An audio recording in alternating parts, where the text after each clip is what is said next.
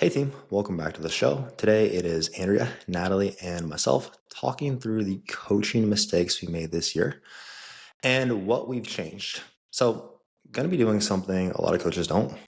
We're owning our mistakes. So, whether you're coaching yourself or you are a coach, you can skip over these and learn from them.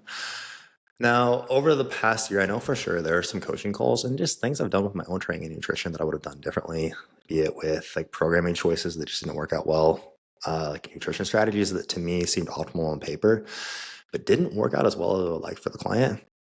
So I think it's very important to actually kind of talk through these, talk through what we've learned, and really I just want to kind of pull back the curtain on exactly where we missed, how we caught it, and the changes we're making so our clients make quicker progress than ever. So we're going to be talking through some coaching mistakes in terms of program design, nutrition, and also some things we've done personally and the changes we've made accordingly for quicker results. So by the end, you will have a checklist you can apply to your own process for better results. Let's go ahead and just get right into it. Angela Rogers, what would you say is the biggest training programming mistake you made this year? I think that before we started working with Nick Ridpath and went through the prescript thing, I really went super heavy on external stability. So Mm-hmm. machines, Smith machines, hand support, and not and just trying to set everyone up for like how can we get the absolute most from this single set, which I don't think is a bad mindset necessarily, but for some people that ends up limiting them because they're kind of skipping steps. And for a lot of clients, I ended up finding just through their own progress, but then also like the education side of things that we've done with working with Nick, if they can do more movements in like a unilateral position where they're getting that hip shift over to the working side and actually creating internal stability, it prevents so many downstream issues and ultimately makes them stronger and makes them more resilient. So therefore, and also just like gets the, for example, glutes in a lot of movements working so much better that then we ultimately it can end up building more muscle.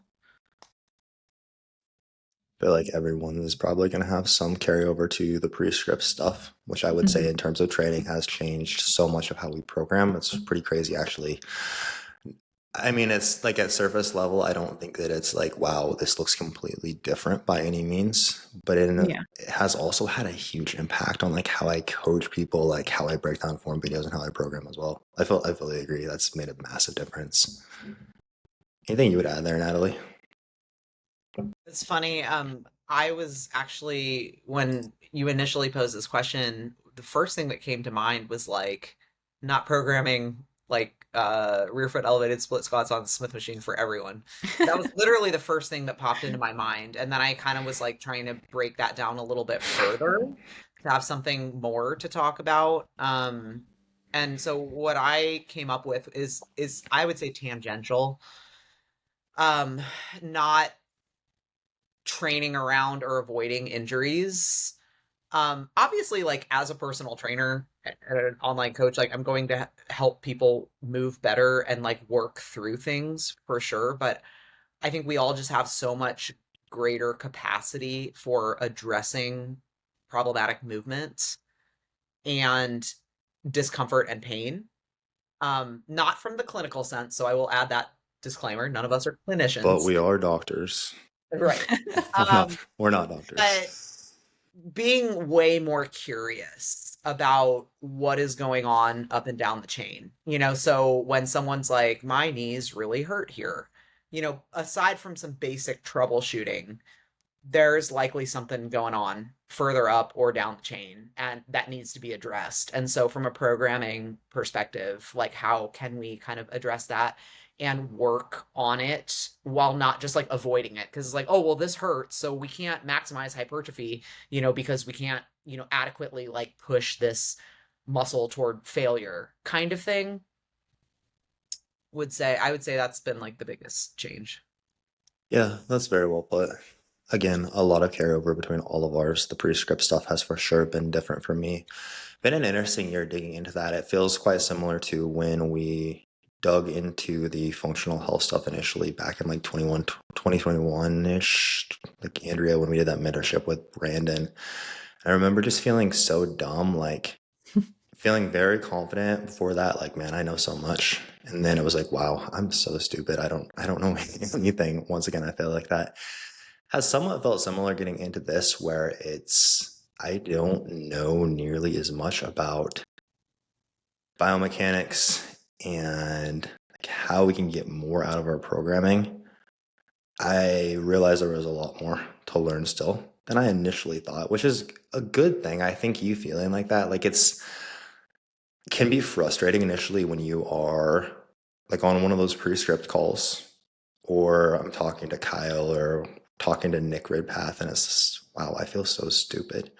But that's also feedback that I am learning something new I didn't know, and I'm growing and improving. So I'm also thinking like if we feel like that a lot, it's probably a good sign that we're growing as coaches. For me, one of the biggest things, I thought of so many things that have changed here, but one of the biggest ones is I was like a year ago, less than a year ago, very much focused on trying to train everything in the lengthened range, lengthened partials.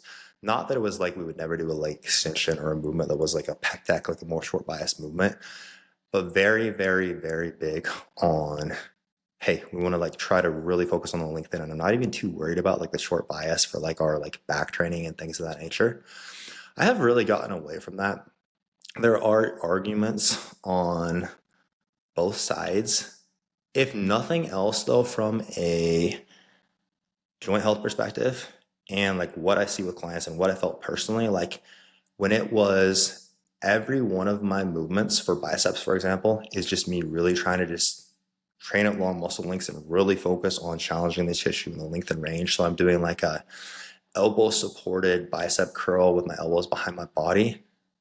Wow, my elbows really hurt because I am constantly, and again, like some of that stimulus, great. If that is, I think there is though, like as we can all attest to, if all of our hamstring training was, this is an extreme example, but if all of our hamstring training was like a stiff-legged RDL, we were doing like 8, 9 sets of that a week, our shit would probably start to hurt. Like we can drive sufficient volume. And I think from a joint health perspective, like us training the tissue well through its whole contractile range is important. So basically, a lot less in the like, I don't know if it's like the lengthen cult, but a lot less focused on that. And also like, hey, when we're doing our rows, can we actually get into the fully short position? That is probably very important as well. But that also kind of tied in with chasing more range of motion. A lot of times I didn't even realize I was necessarily doing this until I started working with Kyle, actually. And it was quite helpful to like, okay, I want to get a better stretch in my pecs. Well, if my scap's tipping forward, like, am I actually getting a better stretch in my pecs? Am I just starting to like put this tension elsewhere? Or for a lot of people, like on a hack squat, and I was doing this too. Like my knees were feeling pretty beat up until like 6, 7 months ago, especially like I remember like I guess it would have been Christmas 2023. After the N1 stuff, like going into that, my knees were really beat up, and I just did not do a good job warming up for like our pretty intense training that we had there. But even things like understanding the importance of foot pressure, right? And like my ability to like on the hack squats, okay, I want to keep heel contact. I want to be able to maintain full foot pressure. And then seeing that with clients, like, okay, this person, oh wow, like my knees feel so much better. Seeing that then with carry over to clients, like, okay, people are really bad at like being able to maintain like decent foot pressure. Also, probably not coincidentally, a lot of times this is people who have knee pain, and it might just be because we're chasing more range of motion, because we're really chasing like that stretch, which again, probably beneficial for hypertrophy to a degree. I do think it's quite overplayed now, and definitely not something I'm focused on nearly as much. I still want like lengthened bias movements for most tissues, but it's not like everything I am setting up so that we can challenge tissue in the length and range. A lot of times as well, it's like it hurts output, right? Like if we were doing like a just like a lengthened partial for biceps, if that was like our only range of motion, we're quite a bit weaker there. The stimulus that we get isn't incredible. Any thoughts on that from y'all? I feel like that was multiple answers in one, but Same. I feel like a lot of what we all said was like, I don't know, similar kind of like mindset and approach. cool. But yeah, I agree. Natalie, what would you say is the biggest nutrition mistake you made this year? I had to think long and hard about this because I don't make mistakes. So, There it is. had to drop that. No, I make mistakes all the time, of course. I would say like misapplying calorie cycling. Or not using it in the right context. The idea of calorie cycling is not new. We've often, like for a long time, programmed things like higher training day food, lower rest day food. Like that is calorie cycling. We've done this. But like thinking about it a little bit differently, like with some of the mentorships that we've done, in terms of like how it can sort of expedite or massage fat loss, so to speak, and this like kind of push and pull with like recovery. Um, I've overcomplicated and misapplied it a few times. I'm like, okay, we've got like a high, medium, and low day, and for like the wrong person, Hmm. let's say. And it's just ended up kind of overcomplicating things. We're like kind of missing the boat a little bit with the calorie cycling in terms of like not enough disparity between the high and the low days. It's like we don't need like a low day that's only like 150 calories lower, or something of that, and maybe not quite so extreme like that, but that would just be kind of an example of what I'm talking about. Does that make sense? Yeah, that makes complete sense. I even recently with the calorie cycling stuff, like, because I was doing this post diet for a while and I was really liking it, like two low days, three moderate days, two high days. Yeah. And I was like, this is sick. I'm gonna have some clients do it. And I have very much come back to, okay, like maybe I'll have some person do like two lower days and like 5 days of the same intake, but even just like Yeah. having all these different macro sets, which like when we're deep in a fat loss phase, it might, and like for a specific client, it might be more Yeah. valid. But for most people, it's like, this is a lot simpler and gives us the same result. And we can just have like, maybe instead of having this person at 2,900 calories 2 days and like 2,500 3 days, we can just have them at 2,700 and it still feels like a lot of food 5 days a week. Yeah. And I think it's really normal for all the coaches out there listening. You can probably relate, but it's really normal when you're like learning things you want to, or you're doing them yourself. You want to apply them. Like that's why we do mentorships. That's why we have our own coaches. Like we are always wanting to like learn, refine, and implement new things. And then we find what works and maybe what doesn't work, or we need to put our own spin on it, or something like that. But for a lot of our clients, even though they are very much like nerds for this stuff and into this and like love this world, they're still like human beings with lives. And, having like three different sets of macros, sometimes it's like, while there can be application there, as you said, like perhaps maybe very deep into like a fat loss phase for like a photo shoot, or like when we're pushing to get super duper lean or something like that, maybe that does have application. But for a lot of people, like we need to create plans that enable them to pivot if and when needed. So like I thought I was going to be able to get to the gym today, but I couldn't. Something came up. And it's like, oh, whoops. Well, now I've already like overconsumed or underconsumed, or something like that. And I find that's where an approach like that can go wrong. Like I said, it can go very right for the right person, the right set of circumstances. But for a lot of people, who do have things come up and they do a great job pivoting, you're kind of like taking away some options there, depending on how fancy you're getting. Absolutely. I agree. My initial was quite similar to that, was refeeding people too soon in fat loss. I I mean, since I started working with Brandon to Cruz, I feel like I really started to understand and like see the merit of refeeds. And over the years, like my understanding and the application of that has really just continued to evolve. But similarly, I think it's something that is easy to get excited about. Or if I talked about like, hey, I'm doing an 800 carb refeed day today, it's easy to, I think you talked about this on our a couple podcasts ago, Natalie, as well, about sometimes you'll get a check-in and the client's kind of like angling for a refeed, like they're like, oh, I'm feeling super depleted and flat. And being okay with, hey, we're actually just not there yet. Like, we don't actually need this. A lot of times it's, hey, the problem isn't that we need a refeed. The problem is that we are being so flexible with our food. You feel like this not because you need a refeed, but you feel like this because like we've been neglecting our sleep terribly. Our food choices have been just entirely things that are not very satiating, not very nutrient dense. And we're just not actually lean enough or digging hard enough to actually need the refeed. Now, I like that application of that different. Like my last fat loss phase, I think we only actually did 2 or 3 refeeds the entire time. And they were, yeah, we had a training day, rest day approach, but it wasn't Yep. like I think I was like 2,500 calories on training days and like 1,900, 2,000 on my rest days. And then we did 2 or 3 refeeds where it was like 800 to 1,200 grams of carbs and less than 20 grams of fat, like 200 protein. That was as you got much closer to your shoot. Correct. And Yeah. that's the thing is that's also where it was quite helpful for me in that I was hurting. I was probably submitting some check-ins that were like, yeah, it'd be nice if I had more carbs, And it's like, no, we're good. We'll keep pushing. We'll keep digging.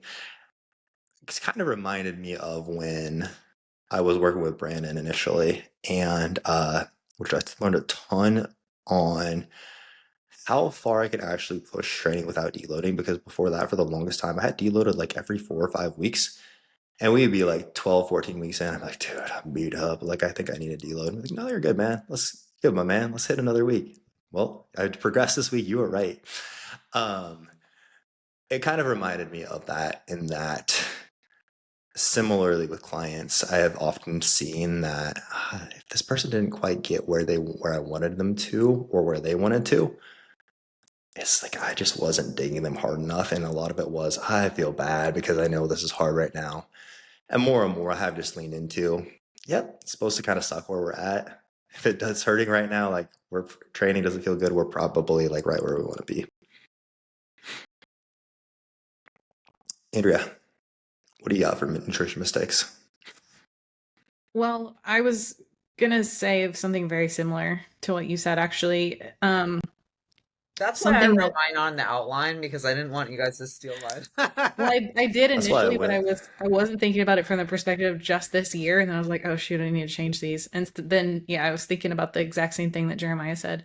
So something that I was doing earlier on this year was um having more like, let's do high days and low days, but starting out immediately, okay, let's get into the deficit.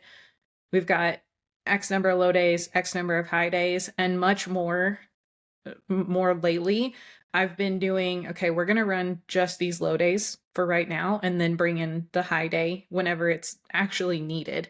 And so the mistake was they're not digging hard enough before refilling glycogen stores, because we really don't need to refill until we've pushed it and gotten more depleted. And so now we'll dig a deeper deficit until I start noticing things in training start to stall or biofeedback start to adjust. And then that's when I'm going to bring in a high day as kind of like a refeed day. Not the type of refeed that you're alluding to, Jeremiah, where it's a Right. much larger amount, but more just like, hey, now we're going to start cycling and have a high day in the plan. Refeeds to that degree, I have not really used. Have you Yeah. guys? Not really. Very, very rarely. And it, just like with your situation, it's somebody that's getting much more lean. And we were almost treating it like a prep, right? And he was almost doing like a mock, like, okay, before the show, we really, really feed up, which was an interesting, cool experience, but I haven't seen a lot of application. Like, it was actually, I would say, like, of course, I want someone's glycogen stores to be replenished as much as we can. but I also don't want to necessarily like set back fat loss a whole lot. Whereas there, he was like, this just isn't sticking well. Like, we want to actually see your weight come up. I want to make sure your glycogen stores are replenished. It's just somewhat different context. Hmm. But again, depending on where we're at.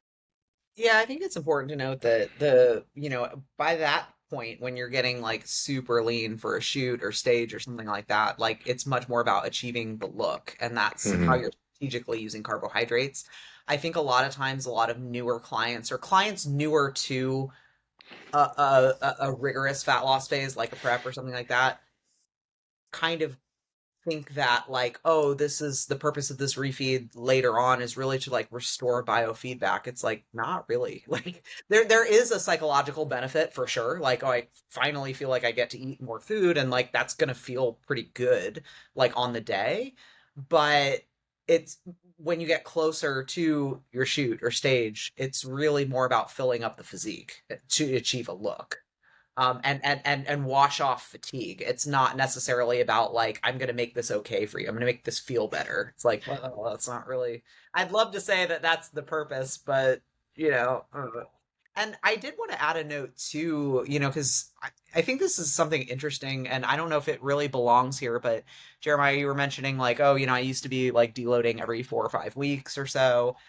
And I was kind of reflecting, like, I'm at the tail end of this prep. I can't tell you the last time I've had a deload. I'm thinking on it now. I don't feel like I have to have clients deload very often. Yeah, like I I am a lot more reactive than proactive with my Yeah. deloading. Actually, I don't know if that's changed in the last year, but that's something that's changed over the course of like my coaching career. I would be more proactive and think they were more needed or more necessary, but I'd say there's a parallel there between deloading and refeeding. Like I think in terms of like preemptively doing that before it's actually needed and like the It's a good reality that shout. clients can be pushed further and harder than they think before they actually need those tools. Um, and again, I'm using myself as an example here. Like I don't even know the last time I've like deloaded or actually honestly taken a day off of training that I wouldn't normally. Like I normally take Mondays, Thursdays off, but apart from that, and yes, everyone's different. Everyone's like stress resilience and recovery capacities are different, of course. We all lead different lives with different stressors, but I'd say, generally speaking, those are both true between like deloading and refeeding. Thinking back on it now, though, deloading every fourth week seems crazy to me. Yeah, Yeah. that's nuts. And a lot of times I find with deloads, as you said, it's always reactive now. I don't have a planned. Like, I had a client start recently, and the training sheet I believe is 20 weeks long, and she's like, "So this is going to be 20 weeks?" Well, no, it depends, right? Very much on if it is 20 weeks, we're making great progress, sick. But it is a lot of times like, hey, we're 4 or 5 weeks in, and this movement just isn't serving us well, or we make like a slight tweak to get more out of this, or hey, we're traveling and this just doesn't work well for us. And honestly, I think we're kind of at the tail end of this mesocycle anyways. So we're going to take a couple deload days or like just take a couple days off while we're traveling. Then we'll start a new block or we're changing phases. And it makes sense to, like, in terms of fat loss, building, et cetera. And it makes sense for us to kind of reset our program a lot more. That is where that comes in. Then again, like more traditional deload, I don't find comes up nearly as often as it used to, which is interesting. I think part of it is also just programming with so much lower volume than I used to. And I'm also like, I like to tell my clients this too, because everyone likes to get a new shiny program or like a change in their protocols. Like that's always fun, but my programming is much more like I like to call it like a rolling mezzo, so to speak, because I'm reacting a lot more on a week to week basis, with what I'm seeing in terms of like form videos. So I'm much more apt to, based on something I see in a form video, say, you know what, actually, like I want you to change this movement over here. Or like, Hmm. I don't really like that. Like, what other options do you have at your gym for this kind of movement? And it's like a rolling mezzo because, like honestly might be getting a change like every month. Little tweaks here and there. It's kind of rare that I need to like wipe the slate clean and like, okay, here's a brand new program. Right. Uh, yeah. Even when we're transitioning to it, like it is a new program. Yes, it's okay. What was working well for us? We want to continue that, right? And yeah, we'll probably potentially tweak a few things. But that was another thing I really found very helpful working with Brandon back in the day. Before that, I felt like I was doing a shitty job as a coach if I wasn't giving someone a new program every 4 weeks, which ironically was a lot shittier coaching. He'd be, dude, we crushed it at this program. We're gonna run the same thing back. Sick, right? And it worked extremely well, but it got me okay also. And I knew that before, but I still felt so guilty with clients. It's kind of like the when you struggle with feeling guilty because my Loom video was only like 4 or 5 minutes and it should have been 10 to 15 minutes when it's actually they absorb it way better. Or, hey, I'm giving like really brief, succinct cues. I feel like I should say more, but actually they absorb it and implement it better if it's just as easy to understand and digestible as possible. I'd say something I would add to this as well. I feel like now we're back to like the training discussion. Um, Let's just that's talk about training. That's okay. But something I really have taken from my work with Nick Ridpath is, being more okay and at peace with programming certain movements like twice a week if needed, because it's like, yo, this is just the best option for you and you need time in the saddle. Like you need to practice and refine this movement. Like, it's like, oh, I feel like I need another kind of like hinge because we need to hinge more. And it's like, well, wait, why do we need another kind of hinge? Like a lot of people suck at Romanian deadlifts.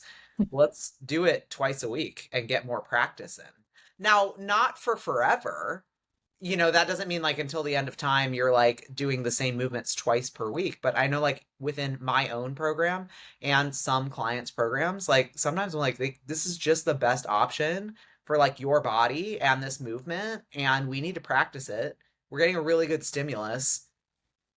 Maybe I'll change the rep range up for you, but like, we're gonna rock with this twice a week for now. Like, this we're dealing with like shoulder discomfort, pain.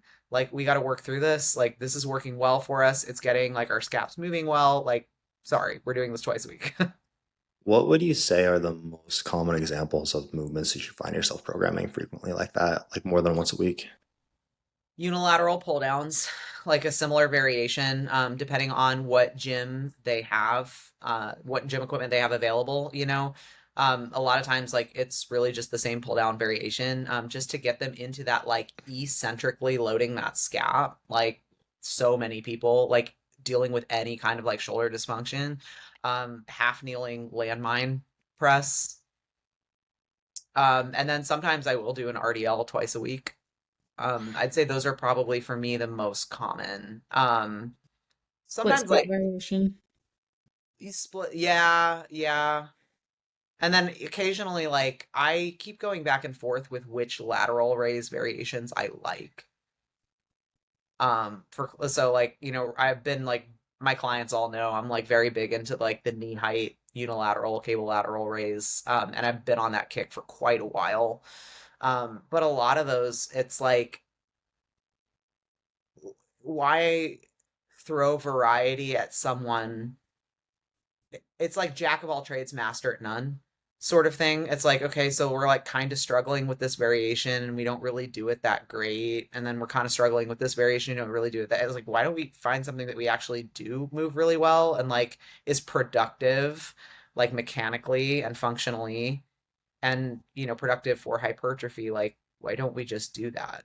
And it sounds so obvious when you say it that way. It's like, why wouldn't we just do the most productive thing? But kind of to speak to what you did, what you spoke to earlier, Jeremiah, was like, I'd feel like kind of guilty. Like, well, I know I'm okay doing the same thing over and over and over, but like, most people aren't robots and they do like a little bit of novelty, which I get. And yes, like that's not to say that, everyone just does the same thing every day until the end of time, but there just comes a point where it's like, well, what we really want is our results. So like let's do what we need to do to get those. This isn't just specific to this year, but every year that I've coached, I'm constantly realizing how many of those things, like, oh, they just want more novelty and they'll get bored and leave if they like don't have more novelty, is just my own fears projected rather than reality for the client. Where so often people trust you fully and hey, I just want the result. And oftentimes it is like, I'm sick of trying to figure out, like, I don't mind repeating the same thing, or like, I don't mind running a very similar mesocycle back to back, especially if that's what's most productive for us. I think that a lot of times that isn't actually, again, what someone wants, especially the clients who are attracted to us. Like the results are the most important thing. They love this. This is fun regardless. And if they're bored with something, or it's like, hey, we need to change this. We'll talk through it and they'll bring it up. But it's a lot less based in reality than I used to think. It's a really interesting. Who is it? You guys know who I think is Jake Dolashall? I don't know how you say his name, like an Australian dude.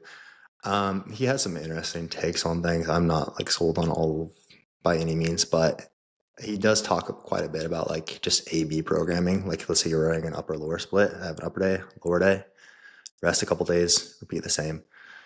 That is something I've thought about a lot lately. Is like, hmm, ultimately because I think we do really underestimate like how important this just the skill acquisition for so many movements is. If we're practicing these movements twice a week, even like when I get back to my hack squat, I hack squat once a week. It feels like quite a while since I've hack squatted.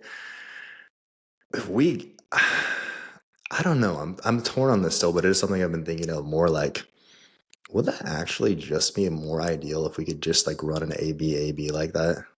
Thoughts on that? Honestly, like I, I repeat a lot of movements in my program, like a lot personally, my mhm. own program. I'm doing so many things twice a week, and like I have been, dealt with some like shoulder issues. Like, thank God, seems to be okay for now. But like, so it's kind of been like, I don't know, like it's working. I'm getting results. Like the better I started moving, the better results I started getting, and that just makes it all okay for me. Even my programming that is such a long mesocycle with so many different days, I do repeat RDLs, hip thrusts, abductors. Like I do those multiple times every week. So there's really only like the pulling movements and the hack squat where they're lower priority muscle groups that I don't do frequently. Yeah. I think of like a pressing movement, like a machine press, for example, where like, okay, I'm training in my garage. I have that like the Mega Mass adjust. I don't know if you guys know the press that I'm talking about, but if it's You have like, that in oh your yeah, garage? I didn't know that. yeah, Is it on a track? no, Oh, okay. it's like the flex leverage. It's like a leverage press, Oh, okay. but it adjusts to a shoulder press or an incline. Really? I'll send you I guys a knew you video of had it. that. Yeah, the Mega Mass one I was thinking of is like on the I know the two one you're thinking of, rods. yeah. Yeah. No, I don't have the floor space for that. I wish I did. But Hey, no shoulder press at all. yeah, it's like it adjusts from like a low incline to a shoulder press. It's pretty sick. Oh. I'll send you a video of it. But if I like my first working set doesn't click on that, it's like, ah man, I didn't get as much out of that as I wanted. And it's like, well, I don't have time to like just keep running this back and back. Like I still have to get through the session in a time efficient manner. Then it's like another week before I hit it again. It's easy to like, wow, I didn't get as much out of that. Just an interesting thought. Mhm. Okay. Anything else on that before we continue? All right. Personal mistakes we made this year. I would say that one of mine more recently has, in terms of building muscle, has been keeping like that low day, because I have 2 low days a week, keeping that low day too low. And this was just something that I wanted to play with my coach Kyle. Like, hey, let's take the high days a little bit higher and let's like, keep those low days super low. And he posted about this on his story as well. Like we had been adjusting this because it's like for me it was always like Sunday, Monday, more recently our rest. So those are my low days. And then Tuesday I train.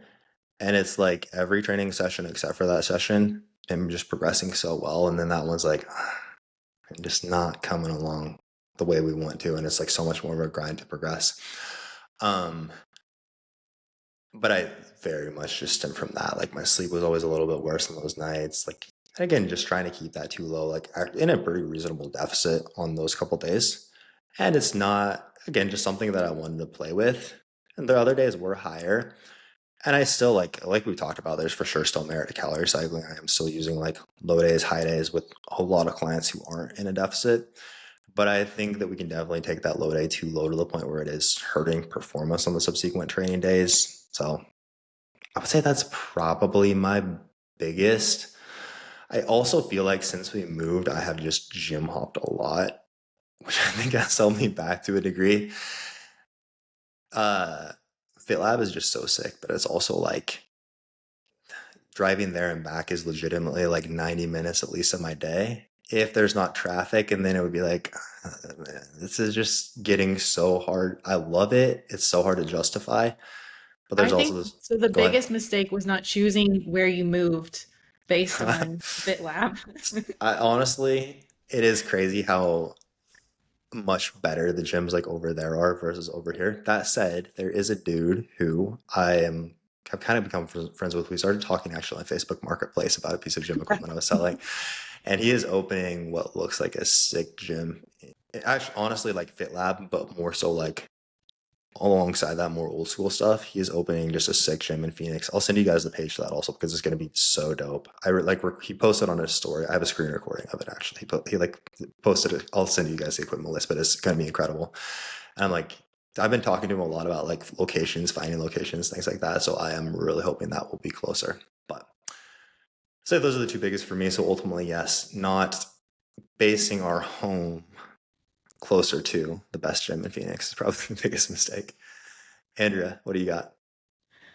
For me, my I've talked on here before about like how I went through the gut health phase, and I've gotten a lot better at like food selection to keep my digestion in a good place. But at the tail end of a deficit, my digestion always tends to just feel a little bit worse.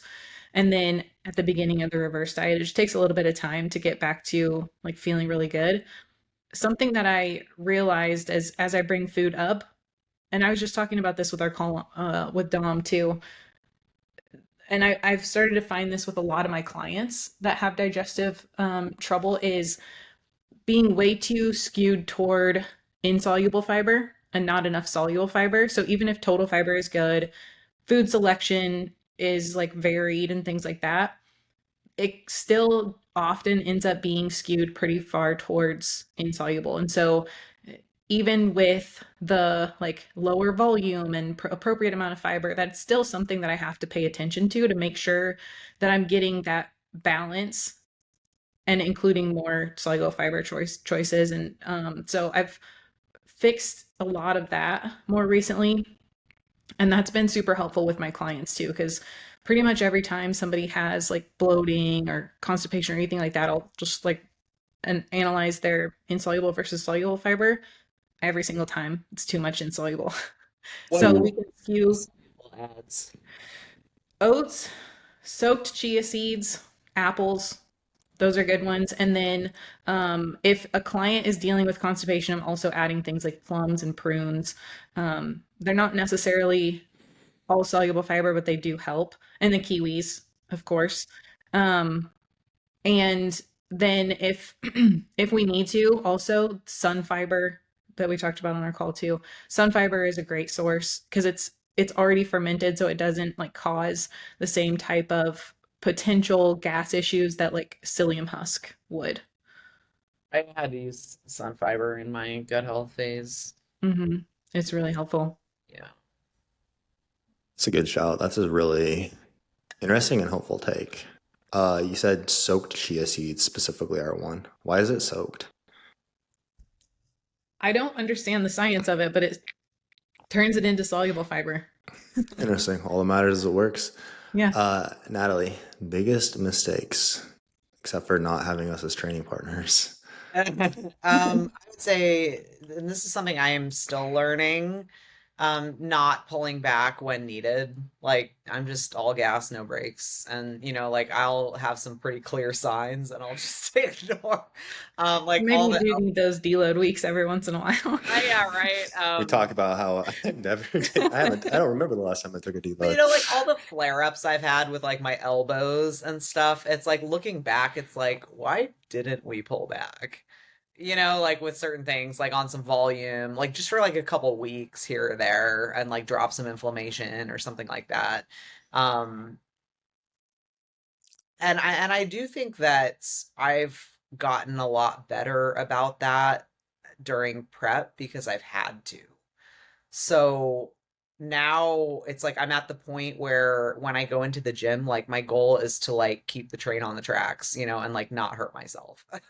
Like that's literally like the what I how I measure success is like because I think also being at this point in a prep forces your hand at that. Like I understand like the stakes are so much higher for like hurting yourself or something like that.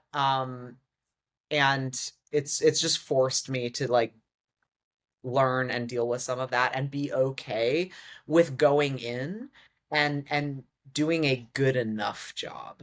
Now, I think a lot of people really do need to learn how to push hard and get uncomfortable, but it's been hard for me to like adjust my mindset to go in and be like, yeah, I just have to do like good enough today. Like I just need a stimulus, basically. Like I this is where I'm going to pull that card of like, you know, theory of effective reps. Like I don't need to destroy myself on that. Like so the videos that I send my coach, the question is always like, did I do enough? And that's like always what we're talking about. And he's always like, yeah, you did enough today. It's like, okay. And like being Like, okay with that, but I didn't destroy myself. Like I must not want it bad enough. I'm not working hard enough.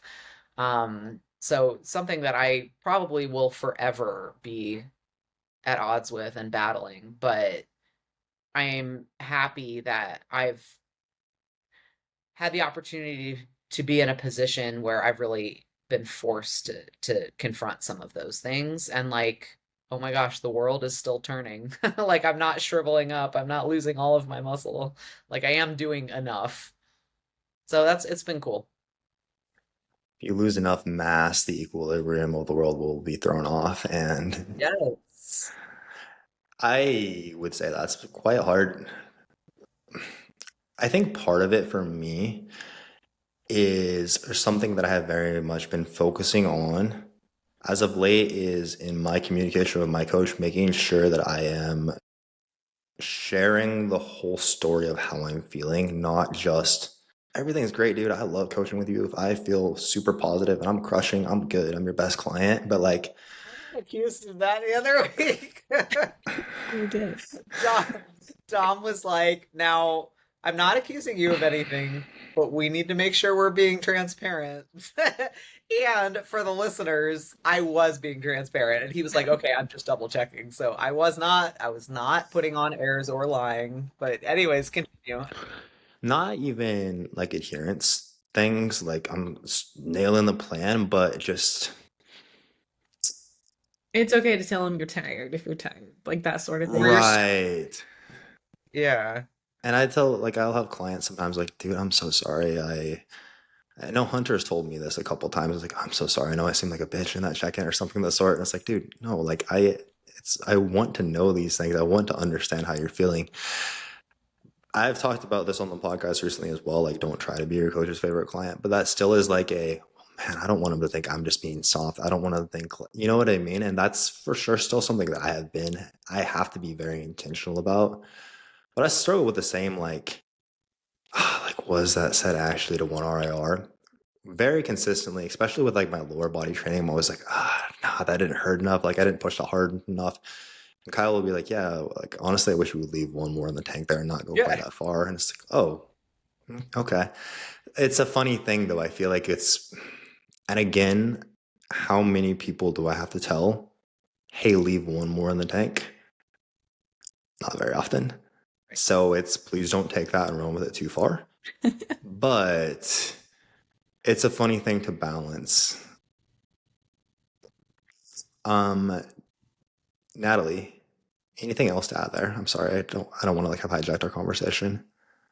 I think something that we both struggle with is that, and this is very in line with everything we just talked about, but um like if it doesn't hurt, or like if it's not super painful, if this isn't the hardest thing, then like I'm not doing enough. For sure. And I'm still like literally in the throes of that now. And I probably always will struggle with that, but at least I have awareness around it now. And it's like, hey, like we don't need to make things hard just for the sake of making them hard. And like that's not, I need to not attach my worth to like always doing the hardest thing, Sometimes like it's just not that hard, or like it doesn't always like need to hurt, or like I don't need to like end myself right now on leg day. Like I'm doing enough kind of Yeah. thing. Even though it does end up destroying me, but in a different way. It's a hard thing to balance. I feel like I go through phases where I am better at accepting, like, okay, work doesn't have to feel like you're just. That's another very relevant area. I know we've talked about this too, where it's like, dude, it doesn't have to be that dramatic. Like, you don't have to feel like, unless I worked like 12 hours, like I'm not doing enough, right? Right. But then I Always have, have to be doing the most. right. And then it's like, if you don't do that and you're okay with that, oh, have I lost all my drive? Am I just like not the same? Because it does so much feel like, Settling. My standards are lower. Oh, right. And it so much feels like such a big part of my identity that that is really something that I am so consistently having to work through. But I feel like I like still fall back into that quite often and have to like see it get to the point where, okay, this is detrimental before yeah. I can able kind of snap out of it still. Cool. Anything else y'all want to add before we wrap it up? Cool. Well, hopefully this was helpful. Again, I think it's important. And it's just as a coach, unless you're just doing some dumb shit, like that's not like the things that we were doing before weren't working, right? It's not like they were bad or detrimental. It's just, hey, these are things like as we continue to learn and grow, I think you should be able to look back on what you were doing a year ago and see, wow, I would do things so much differently now. If you aren't able to do that, we're probably not learning and growing, which I think, as much as the constantly improving your client results, also just maintaining your own excitement for all of this, that's so important. So, anyways, hope you all enjoy the show. If you did, do us a huge favor, leave us a 5-star rating and review. If you would like to apply to work with our team, hit the link in the show notes, and we will catch you guys next time.